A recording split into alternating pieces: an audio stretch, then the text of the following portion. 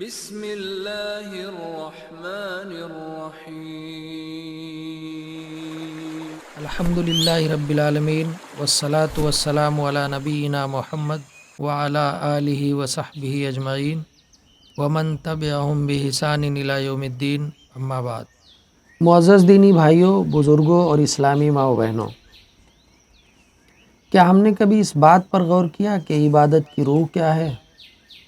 وہ کون سا جوہر ہے جو ہمارے سجدوں، ہماری تلاوتوں، ہماری خیرات اور ہماری تمام نیکیوں کو اللہ رب العزت کے ہاں شرف قبولیت بخشتا ہے؟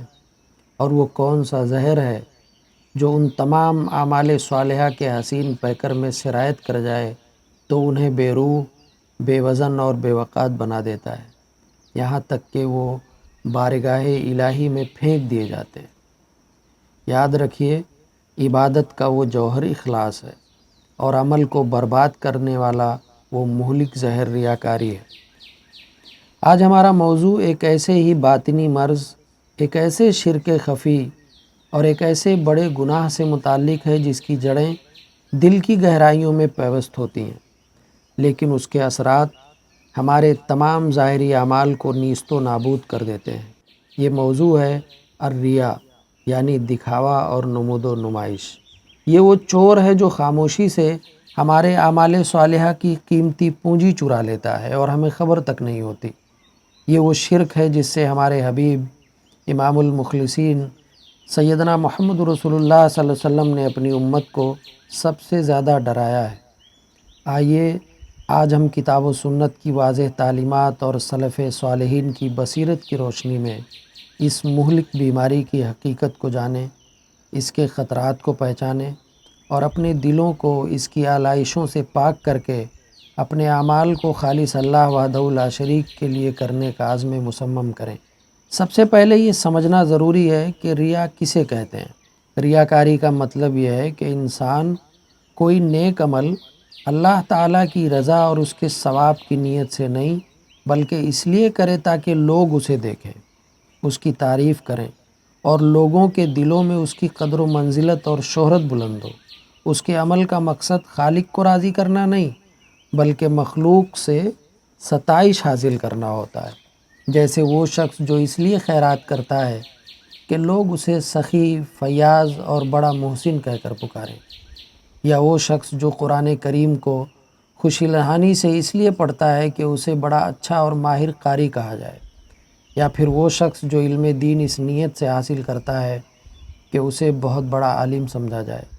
یہ فاسد نیت اور کھوٹا ارادہ بڑی سے بڑی نیکیوں کو گناہوں میں تبدیل کر دیتا ہے، اور ایسے شخص کو اللہ کے غضب اور اس کے عذاب کا مستحق بنا دیتا ہے۔ نبی اکرم صلی اللہ علیہ وسلم نے اپنی احادیث مبارکہ میں یہ واضح فرما دیا ہے کہ ریاکاری شرک کی ایک قسم ہے، بلکہ اس کے خطرے اور نفوس پر اس کے مخفی غلبے کے پیش نظر آپ صلی اللہ علیہ وسلم نے اسے اپنی امت کے لیے سب سے خوفناک چیز قرار دیا ہے۔ سیدنا محمود بن لبید رضی اللہ عنہ سے روایت ہے کہ رسول اللہ صلی اللہ علیہ وسلم نے ارشاد فرمایا، ان اخوف ما اخاف علیکم الشرک الاصغر، بے شک مجھے تم پر جس چیز کا سب سے زیادہ خوف ہے وہ شرک اصغر ہے۔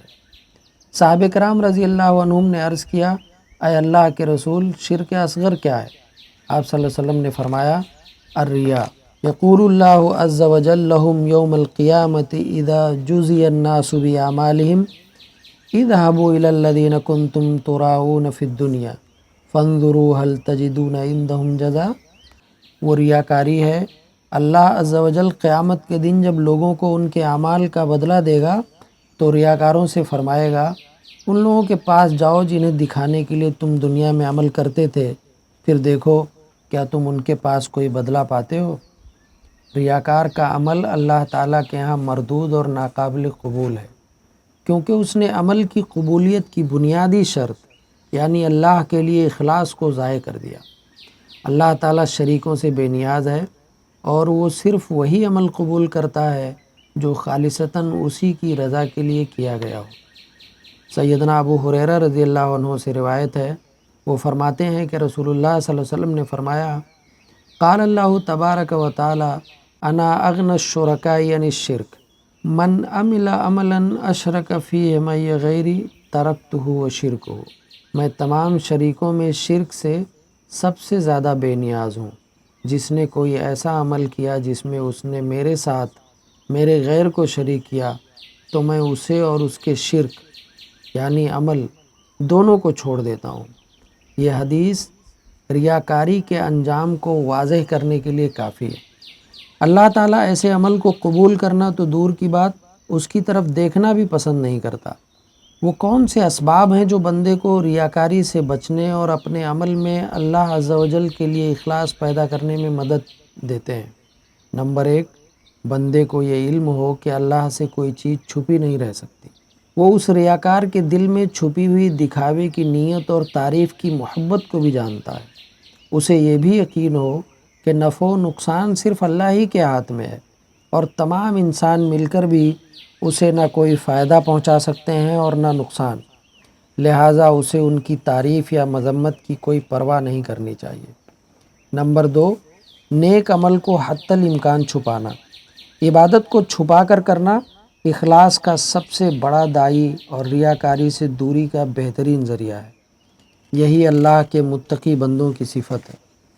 قیامت کے دن اللہ کے عرش کے سائے میں جگہ پانے والے 7 خوش نصیبوں میں سے ایک وہ شخص بھی ہے، وَرَجُلٌ تَصَدَّقَ بِصَدَقَةٍ فَأَخْفَاهَا حَتَّى لَا تَعْلَمَ شِمَالُهُ مَا تُنْفِقُ يَمِينُهُ، اور وہ شخص جس نے اس قدر چھپا کر صدقہ کیا کہ اس کے بائیں ہاتھ کو بھی خبر نہ ہوئی کہ اس کے دائیں ہاتھ نے کیا خرچ کیا ہے۔ ہاں، اگر کسی نیک عمل کو ظاہر کرنے میں کوئی بڑی مصلحت ہو، جیسے لوگ اس کی پیروی کرتے ہوئے نیکی کی طرف راغب ہوں، تو اسے ظاہر کرنا جائز ہے۔ نمبر 3، دعا اور اللہ کی پناہ طلب کرنا۔